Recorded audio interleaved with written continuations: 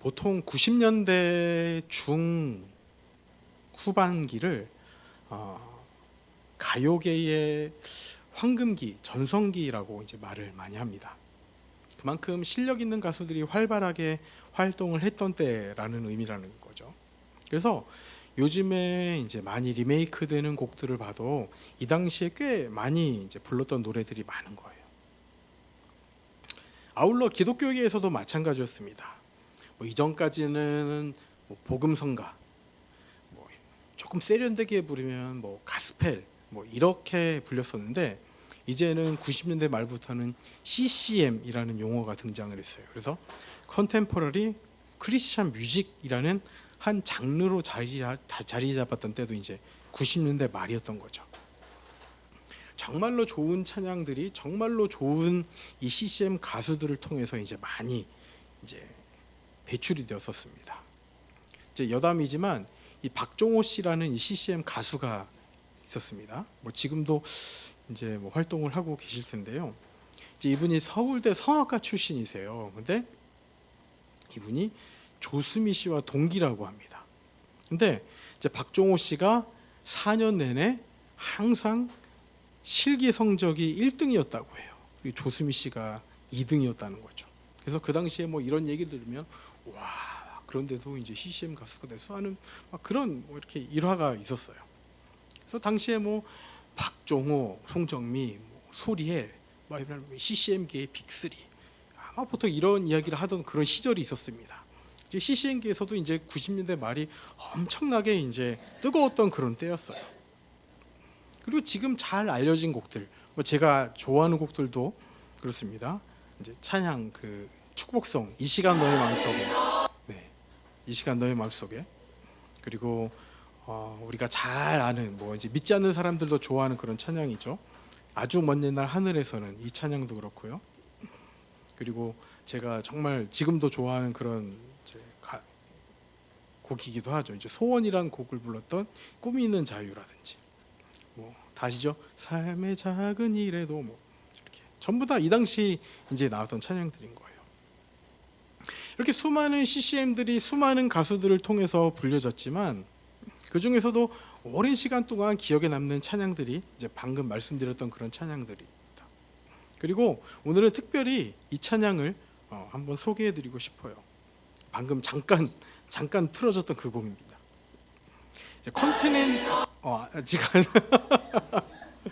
네, 컨티넨탈 싱어즈라는 팀이 있는데요. 지금도 활동하는 팀입니다.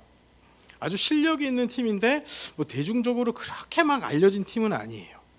이제 이 팀이 90년대 말에 불렀던 찬양 중에서 어린 양을 따르리라는 찬양이 있어요.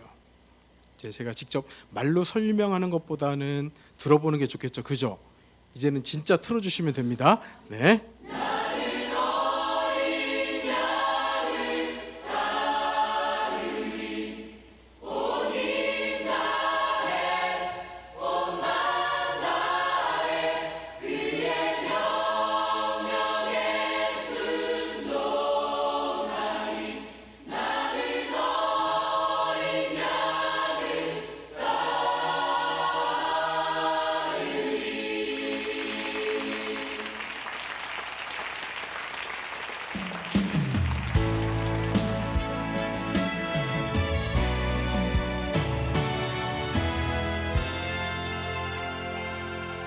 난 들었네 옛 성도들 복군 앞에 끌려간 그 이야기 주의 이름을 부인하면 살려주리라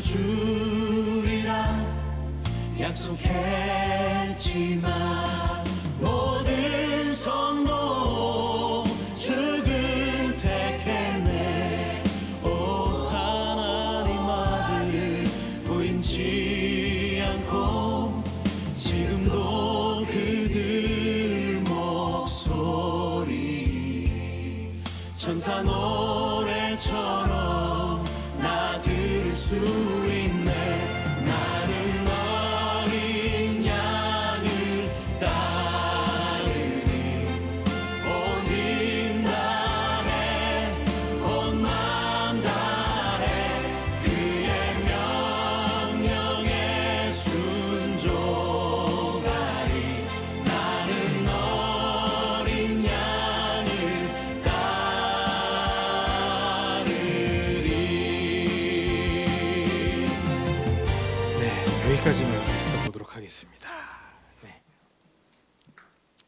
이제 1절까지예요. 어떠십니까? 뭐 요즘 찬양처럼 뭐 악기나 소리들이 그렇게 막 세련되지는 않습니다. 그렇지만 참 울림 있는 그런 찬양이라는 생각이 들어요. 제가 한번 이제 가사를 다시 불러드리도록 하겠습니다.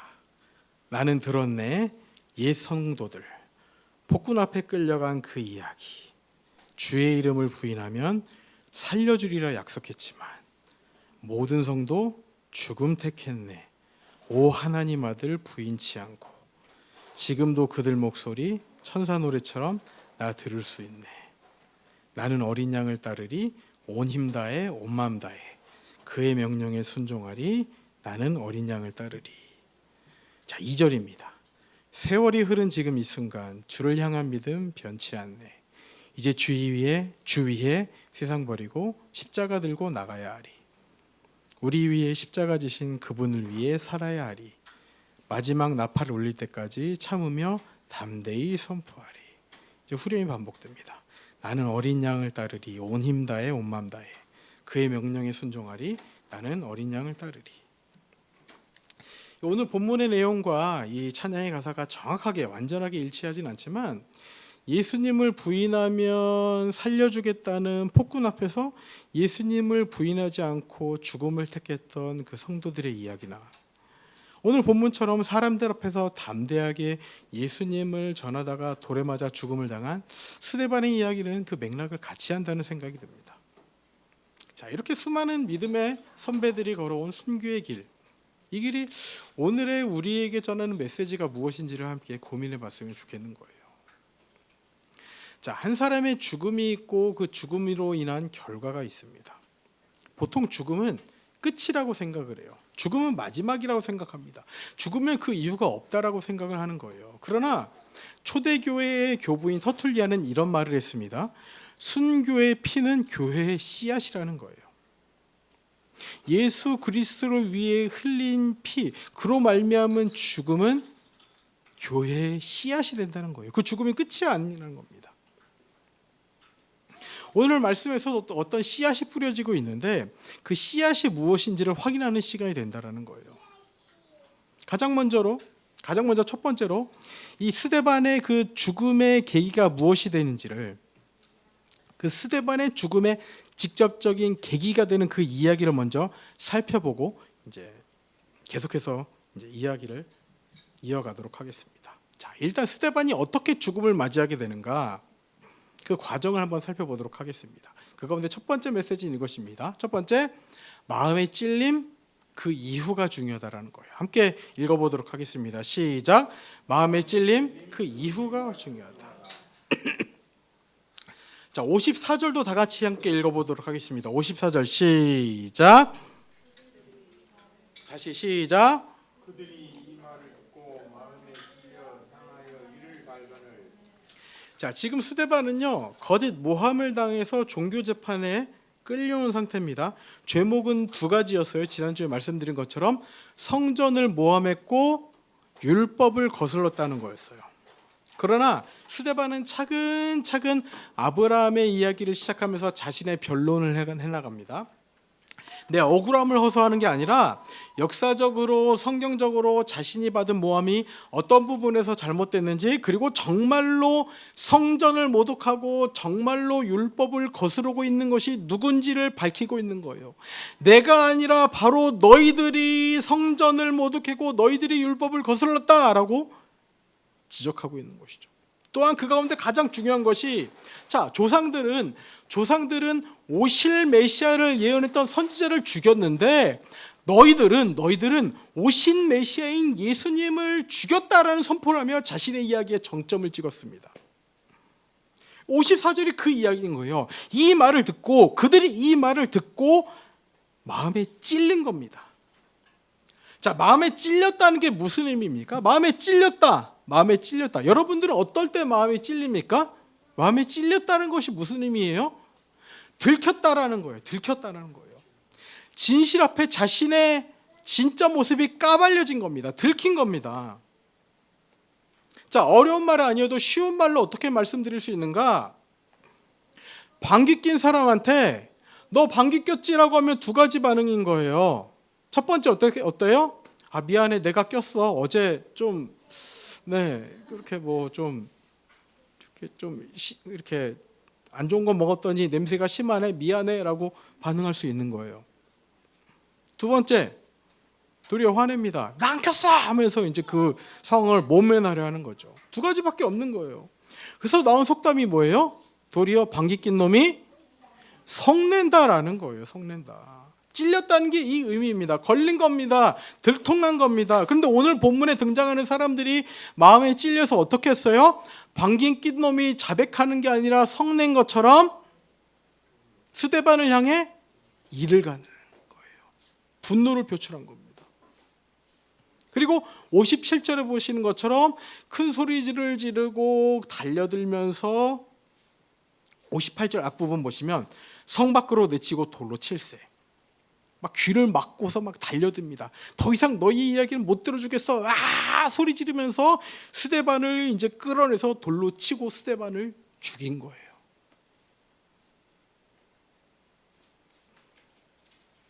자, 처음에 읽었던 54절 말씀 다시 한번 읽어보도록 하겠습니다. 54절 시작.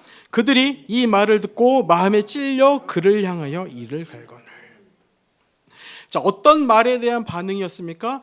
너희가 예수를 죽였다라는 스데반의 말에 대한 사람들의 반응이었어요. 그래서 마음에 찔렸다는 것이 들통났다는 말이었다고 지금 설명을 드렸습니다. 우리 한번 사도행전 27장 2장 37절 말씀 다 같이 읽어볼까요? 다 같이 읽어보도록 하겠습니다. 시작. 그들이 이 말을 듣고 마음에 찔려 베드로와 다른 사도들에게 물어 이르되 형제들아 우리가 어찌할꼬. 자 보시기 바랍니다. 오늘 본문에 54절 말씀과 앞부분이 똑같습니다. 그들이 이 말을 듣고 마음에 찔려까지가 똑같아요. 그들이 이 말을 듣고 마음에 찔려 54절은 그를 향하여 이를 갈거늘 스데반을 향하여 이를 갈았는데 사도행전 2장 37절에서는 그들이 이 말을 듣고 마음에 찔려 어떻게 했는가? 베드로와 다른 사도들에게 물어 이르되 형제들아 우리가 어찌할꼬라고 하는 거예요. 베드로가 사람들 앞에 설교를 했습니다. 너희가 십자가에 못 박힌 이 예수를 하나님이 주와 그리스도가 되게 하셨다라는 설교에 대한 반응입니다. 똑같은 거예요. 너희가 십자가에 못 박힌 이 예수를 하나님이 주와 그리스도가 되게 하셨다. 너희가 십자가에 예수를 못 박았다라는 똑같은 베드로의 설교에 사람들은 형제들아 우리가 어찌할 거라고 반응했다라는 거예요. 완전히 정반대입니다. 너희가 십자가에 못 박힌 이 예수를 그 예수에 대한 이야기를 전하는데 사람들이 형제들아 그럼 우리가 어떻게 해야 됩니까? 라고 회개의 자리로 나오게 되는 계기가 됐다는 거예요. 이것을 통해 우리가 알 수 있는 가장 중요한 핵심의 메시지는 자, 이 복음은요 사람들의 마음을 찌르는 힘이 있다는 거예요. 좌우의 날선 검과 같은 그런 예리한 힘으로 우리를 계속해서 찌르는 겁니다. 들통나게 하는 거예요. 우리의 진면목을 보게 하는 겁니다. 우리가 예수를 죽인 예수를 십자가에 못 박은 장본인이라는 그 진리 앞에 서게 하는 힘이 있다라는 거예요. 즉 복음의 메시지의 핵심은 너가 바로 예수님을 십자가에 못 박은 장본인이다. 그것을 우리에게 알려준다는 것이죠. 우리 모두는 이 메시지에 찔림이 있는 우리 모두가 되기 바랍니다. 그러나 오늘 본문을 통해서 우리가 알 수 있는 것이 무엇입니까? 여기에 찔려서만 된다는 것이 아니라는 거예요. 자, 찔려도 예수님을 거부할 수 있는 자가 됩니다.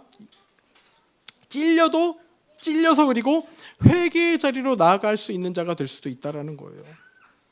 찔려도 거부할 수 있고 찔려도 이를 갈 수 있고 그렇지만 찔려도 회개할 수 있는 자가 있다라는 거예요. 그러나 여기에 우리가 있을 수 있는 이유가 무엇인가? 기본적으로 마음의 찔림을 받았기 때문에 이 자리에 있을 수 있다라는 거예요. 너희가 예수를 십자가에 못 박았다라는 이 메시지에 찔림이 있기 때문에 이 자리에 있을 수 있고 그 가운데 중요한 삶의 전환점을 우리가 이제 경험했기 때문에 우리가 여기에 있을 수 있는 겁니다. 그거에 동의를 하죠. 그러나 그 가운데 십자가에서 내 저주, 내 수치, 내 죽음 모든 것을 가져가신 예수 그리스도로 말미암아 지금 내가 존재한다는 것을 잊고 살아간다면, 단 한순간이라도 이 메시지를 잊고 살아간다면 그것이야말로 마음에 찔림은 받았으나 이를 갈고 사는 인생이 될 수 있다라는 거예요. 내가 언제 예수님을 못 박았다 그래? 예수님이 못 박힌 게 나랑 무슨 상관이야? 할 수 있는 인생이 될 수 있다라는 것이죠.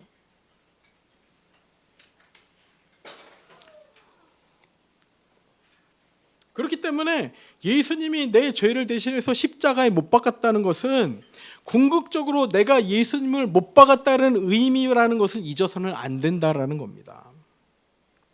그래서 이 말을 듣고 마음에 찔려 베드로에게 이제 내가 어찌해야 합니까? 물었던 이 유대인들과 같이 하나님 앞에 납작 엎드려서 예수 그리스도의 십자가 사건이 나 때문에 일어났다는 것을 마음에 떠나지 않고 살아갈 때, 그렇다면 이 다음에, 이 이후에, 이제 앞으로 내가 어떻게 살아가야 합니까? 라는 것을 우리는 계속해서 하나님 앞에 물어야 된다는 거예요.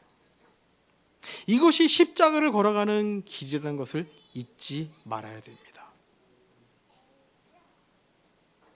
그러나 결국 이 찔림이 있었고, 이 찔림이 나에게 이를 갈게 했던 그 사람들로 말미암아 돌을 들은 사람들이 스데반을 죽음에 이르게 합니다. 아마 어떤 본보기를 보이고 싶었던 걸까요? 더 이상 예수의 이름을 꺼내는 자들은 이렇게 될 것이다라는 그런 결말을 보여주고 싶었던 걸까요? 이 스데반의 죽음을 시작으로 본격적인 핍박이 시작이 됩니다. 자, 8장 1절 말씀 우리 다 같이 읽어보도록 하겠습니다. 시작. 사울은 그가 죽임을 당함을 마땅히 여기더라. 그날에 예루살렘에 있는 교회에 큰 박해가 있어 사도 외에는 다 유대와 사마리아 모든 땅으로 흩어지니라. 자, 여기서 우리는 두 번째 메시지를 살펴보도록 하겠습니다. 두 번째. 자, 다 같이 크게 읽어보도록 하겠습니다. 시작. 말살 정책이 오히려 말씀 성취로 이어지다라는 거예요. 자, 방금 읽은 8장 1절 말씀처럼 스데반의 죽음을 시작으로 해서 교회에 박해가 시작이 됩니다. 1절에도 보시면 큰 박해라고 기록하고 있어요. 큰 박해. 어느 정도 큰 박해냐? 흩어지지 않으면 살아남을 수 없을 정도의 박해가 시작이 된 거예요. 그렇기 때문에 사도들 빼고는 다 예루살렘을 떠났습니다. 어디로 떠났어요? 사도 외에는 다 어디로 떠났습니까? 유대와 사마리아 모든 땅으로 흩어졌습니다.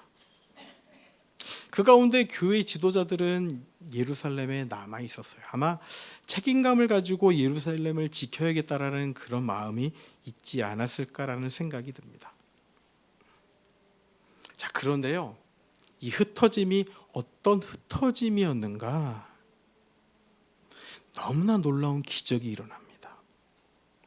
단순히 도망가서 숨기 위한 흩어짐이 아니라 비록 눈앞에 박해를, 당장 눈앞에 있는 박해를 피하기 위해서 흩어질 수는 있었습니다만, 그렇다고 해서 이것이 마치 나의 종적을 감춘다든지 믿음을 버린다든지 하는 그런 흩어짐은 아니었다라는 거예요.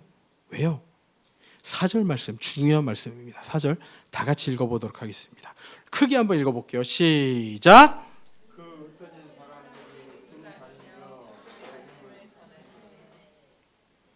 자, 흩어진 사람들이 뭐 했다는 거예요? 복음을 전했다는 거예요. 지금 박해를 당해서 흩어졌는데 뭐 했다는 거예요? 복음을 전했다는 겁니다. 여기서 우리가 한 가지 생각할 것이 있습니다. 우리 사도행전 1장으로 잠깐 되돌아가 보도록 할게요. 예수님께서는 승천하시기 전에 제자들에게 예루살렘을 떠나지 말라고 말씀하셨습니다. 다 기억하시죠? 그죠? 그리고 아버지께서 약속하신 것, 즉 성령을 기다리라고 말씀하셨습니다. 그리고 그 성령을 기다리고 성령의 충만함을 드디어 받았습니다. 성령의 강림 사건을 경험했던 거죠.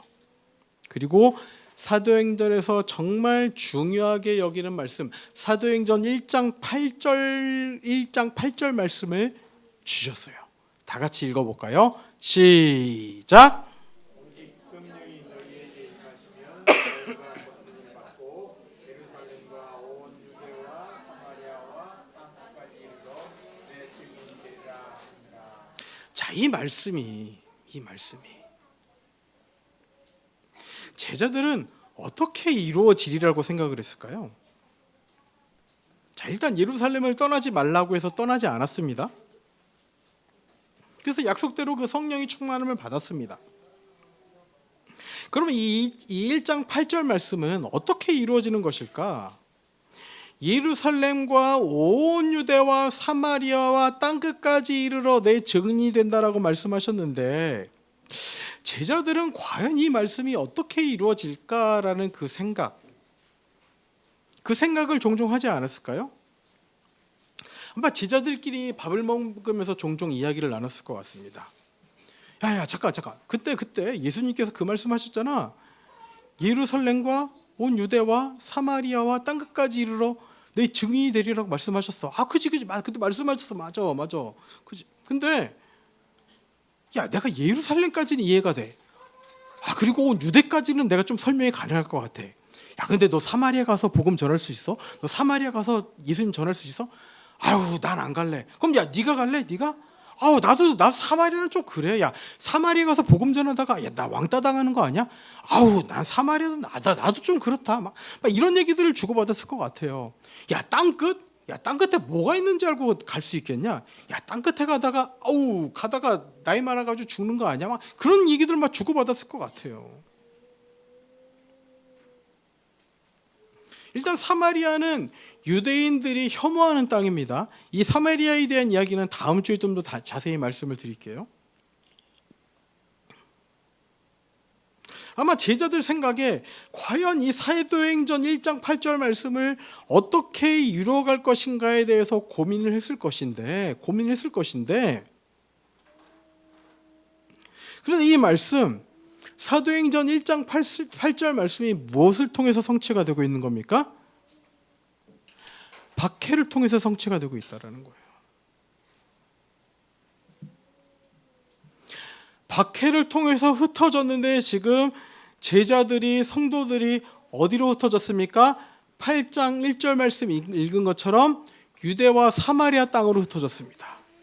그런데 8장 4절 말씀 읽은 것처럼 흩어진 땅에서 뭐를 했어요? 거기서 복음을 전한 거예요. 어쩔 수 없이 유대와 사마리아 땅으로 흩어졌는데 거기서 복음을 전한 겁니다.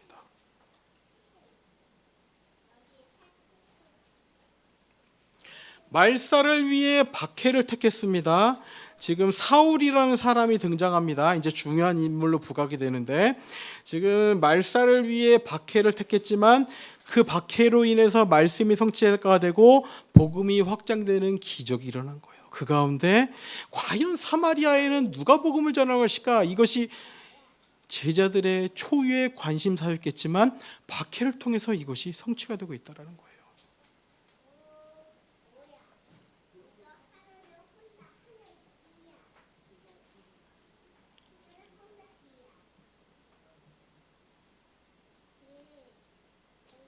기적인 것이죠. 우리 죄송하지만 우리 윤경자매 할머니 얘기를 잠깐 드려보도록 하겠습니다. 안타깝게도 이제 광고 때 말씀드린 것처럼 윤경자매 할머니께서 지난 금요일 엊그제 이제 돌아가셨습니다.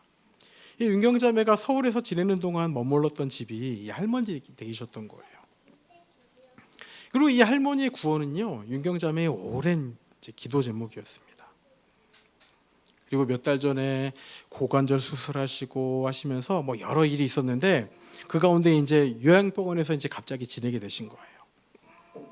그리고 이제 건강이 계속해서 이제 급격하게 안 좋아지시면서 이제 가족들이 마지막을 준비할 때가 가까웠구나라는 생각을 이제 하고 있었습니다.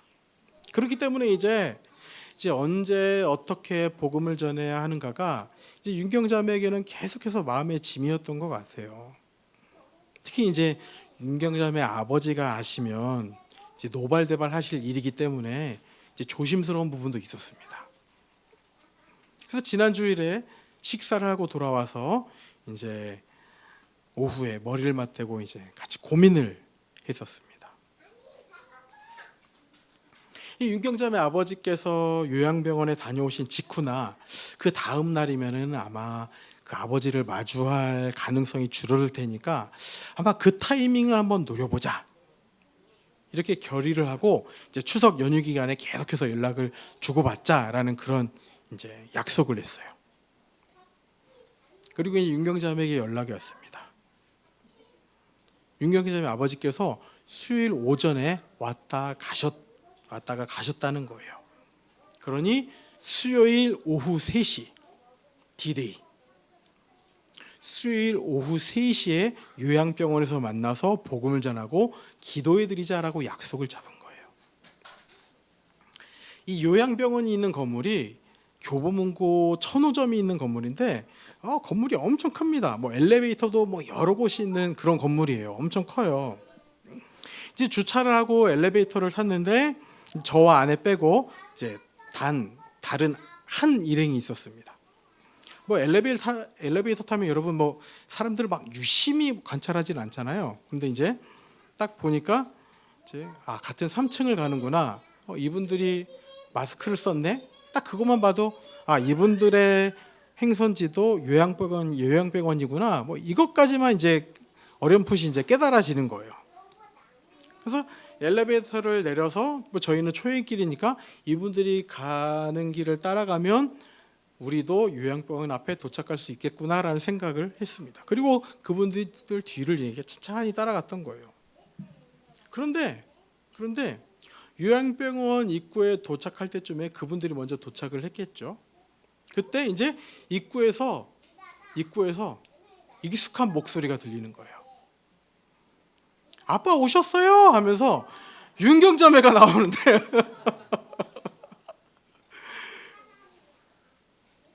이제 윤경자매가 아빠를 반기면서 손을 내미는데 손끝은 저희를 향해서 이렇게 하고 있는 거예요. 이렇게 하고 있는 거예요. 손끝은 저희를 향해서 피해달라는 거죠. 이렇게. 그래서 자연스럽게 벽 뒤로 이제 몰래 이렇게 딱 가다가 벽 뒤로 몰래 이렇게 숨었습니다. 분명히 오전에 왔다가 가셨다고 했는데 뭐 다시 오신 거예요. 뭐 그러실 수도 있는 거잖아요. 수많은 엘리베이터 중에서 같은 엘리베이터를 타고 제가 보기에는 그 엘리베이터에 17호기라고 써 있었어요. 17호기. 그러니까 여러 엘리베이터가 있는데 같은 엘리베이터를 탄 거예요. 저희가 조금이라도 빠르거나 조금이라도 늦었으면은 이제 할머니의 뜻을 거스른다고 아버지께서 아마 큰 화를 내시는 모습을 봤을 겁니다. 그렇게 아버지가 다시 가신 다음에 한 20분, 30분 정도 지난 이후일까요? 저희가 올라가서 복음 전하고 손을 잡고 기도해드리고 그렇게 시간을 보냈습니다. 그리고 윤경자매 동생 교회 목사님께서도요. 원래는 토요일에 동생 부부와 함께 이제 방문을 하시기로 했는데 일정을 당겨서 목요일에 오신 거예요. 목요일에 한 번 더 그렇게 방문하신 겁니다. 그리고 금요일에 그렇게 돌아가신 거예요. 근데 여기서 이제 이야기가 끝이 아닙니다. 더 기적은요. 그렇게 완강한 아버지가 계신데 장례식 때 예배를 드린다? 생각지도 못했던 일이에요. 근데 오히려 아버지가 딸들의 종교를 존중하니 너희는 너희대로 예배를 드려라 이렇게 된 거예요. 갑자기 이제 뭐 윤경자매는 연락하는 중에 이제 예배를 드리겠다고 이제 연락을 준 거죠. 우리 귀한 성도님들, 예배를 드리는 것이요 윤경자매 아버지가 허락해서 가능한 일입니까? 아니라는 거예요. 마치 교회가 박해를 당해서 흩어졌지만 흩어진 성도들을 통해서 복음이 전해진 것처럼 할머니에게 복음을 전하지 못하게 하는 윤경자매의 아버지의 마음을 흔드셔서 할머니의 장례식에 하나님께서 예배를 직접 세워주신 겁니다. 왜요? 이것이 할머니에게 복음이 전해진 명확한 증거가 되었음을 보여주기 위해서라는 거예요. 아멘이십니까? 이것이 증거라는 거예요. 할머니에게 복음이 전해졌다는 명확한 증거가 그 예배라는 겁니다. 이렇게 복음은요, 없애려는 시도를 하거나 오히려 반대하는 사람을 통해서 더 뻗어나게 되었다는 사실을 잊지 마시기 바랍니다. 자신도 모르는 사이에 이 윤경자매 아버지는 하나님의 도구가 되신 거예요. 자, 말살을 하기 위해 박해를 시작했으나 그것이 온 유대 땅까지, 그리고 유대인들이 극도로 싫어했던 사마리아 땅까지 복음이 전해지게 되는 놀라운 기회가 되었던 것이, 할머니에게 복음을 전하는 것을 극도로 싫어했던 아버지를 사용하셔서 할머니에게 복음이 전해진 결정적인 증거로 아버지가 그 예배를 용납하게 하셨다는 거예요. 제자들이 이것을 생각했겠습니까? 제자들이 이런 방법을 생각했겠습니까? 박해를 받아서 사마리아에 복음을 전하러 간다? 박해를 받아서 사마리아에 복음을 증거하러 가겠다? 이런 계획은 그 어떤 전략과도 생각할 수 없는 겁니다. 윤경자매가 이것을 생각했겠습니까? 아버지 입에서 할머니 장례식장에서 예배를 드려도 된다라는 말이 나오게 한다? 이런 계획은 그 어떤 전략과도 세울 수 없다라는 거예요. 사랑하는 성도님들, 하나님만이 우리 인생의 최고의 전략가라는 사실을 잊지 마시기 바랍니다. 하나님께서는요, 여러분 각자의 인생도 여러분이 생각지도 못하는 전략으로 하나님께서 이끄실 줄 확신하시기 바랍니다. 우리가 생각지도 못하는 방법, 우리가 생각지도 못하는 전략, 정말 우리의 머리로는 도저히 생각할 수 없는 방법으로 이끄시는 하나님, 그 전략가 하나님을 확신하시기 바랍니다. 언제 이나자매 남편이, 언제 주영자매 남편이 그 입을 통해서 하나님을 증거하게 될 줄 모르는 거예요. 언제 화성자매 동생이, 언제 우리 믿지 않는 가족들이 그들의 입술을 통해서 하나님을 증거해야 될 줄 모른다라는 거예요. 윤경자매 아버지 입에서 예배라는 말이 나온 것처럼 우리의 인생이 언제 어떻게 될지 모른다는 겁니다. 언제 어떻게 복음이 전해질지 모른다는 겁니다.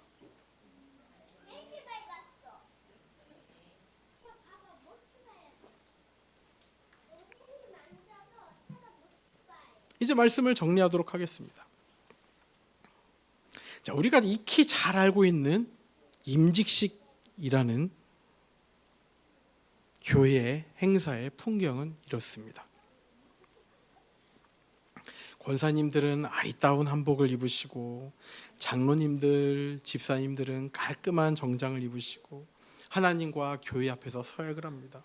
그리고 많은 성도들의 축하와 축복을 받으며 꽃다발을 받습니다. 교회 잔치가 벌어지는 날이죠. 그런데요, 지금 스데반 집사님은 교회 임직식이 끝난 지 얼마 되지 않은 때예요. 축하와 축복보다는 곧장 복음을 전하는 현장으로 뛰어들었고, 거기서 모험을 받아 재판을 받는 자리로 나아갔습니다. 자, 이것만으로도 억울한데, 진리를 전하고 예수님을 전하다가 돌에 맞아 죽었습니다. 자, 그러나 그의 마지막 순간을 성경은 이렇게 기록하고 있는 거예요. 7장 60절. 다 같이 읽어보겠습니다. 시작. 무릎을 꿇고 크게 불러 이르되 주여 이 죄를 그들에게 돌리지 마옵소서. 이 말을 하고 자니라. 자, 가장 먼저 죽음에 대한 묘사입니다. 죽었다 표현한 것이 아니라 자니라, 잤다라는 거예요. 잔다는 표현하고 있습니다. 자, 이 말씀만 봐도 죽음이 끝이 아니라는 것을 알 수 있습니다. 죽음이 종착지가 아니라는 거예요. 하나님 품이 기다리고 있다는 것이죠. 아울러 한 가지는 더, 마지막 순간에 드리는 스데반의 기도입니다. 주여 이 죄를 그들에게 돌리지 마옵소서. 그리고 59절에서는 주여, 주 예수여 내 영혼을 받으시옵소서라고 기도하고 있습니다. 이 기도는 마치 예수님을 생각나게 하는 그 기도입니다. 예수님의 마지막 순간을 생각나게 하는 그 기도인 것이죠. 이런 기도는요, 끝이 아니게 드릴 수 있는 기도라는 거예요. 자신의 죽음이 억울한 죽음이 아니라 억울한 재판장에 끌려 억울하게 돌에 맞아 죽는 죽음이 아니라 복음을 전하다가 이 땅에서 눈을 감는 가장 가치 있는 죽음임을 깨닫기에 드릴 수 있는 기도가 아니겠습니까?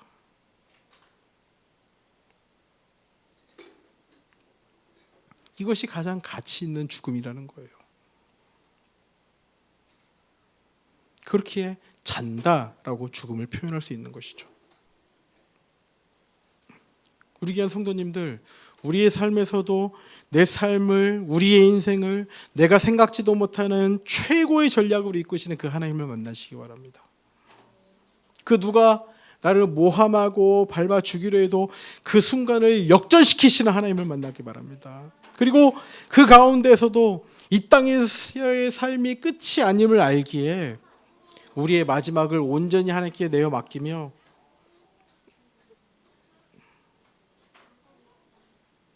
마지막을 하나님께 내어 맡깁니다. 내 영혼을 받아주시옵소서.